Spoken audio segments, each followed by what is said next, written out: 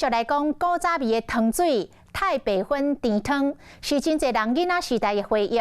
做法真简单，太白粉甲糖甲烧水拉拉咧，3分钟就完成了。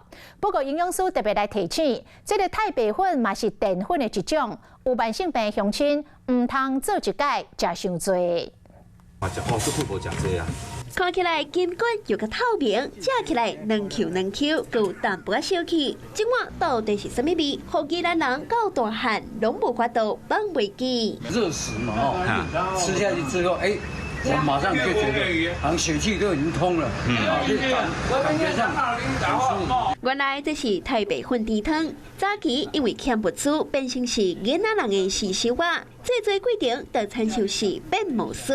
一大颗的太白粉到入面碗内，搁加冷水，将白色的粉浆拉拉咧，搁透烧烫烫的滚水，但几秒钟，规碗水就马上见冻。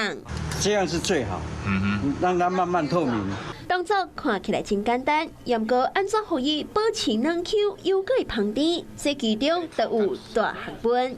若是拉拉咧，就马上变透明，安尼就袂 Q， 口感就无好。所以时间的掌握变成一项细小化好食的秘诀。做到最后，若是搁淋一点仔白糖或者是黑糖，就当互这项太白粉甜汤搁较有滋味。 是讲营养素也提醒，唔通一颗呐食伤多。太白粉也是一个淀粉呐，那我们针对就是有慢性病，像那个糖尿病的病人，我们就不建议他使用。这款简单的甜汤，即卖已经真罕见，嘛正做宜兰人囡仔时代难得的回忆。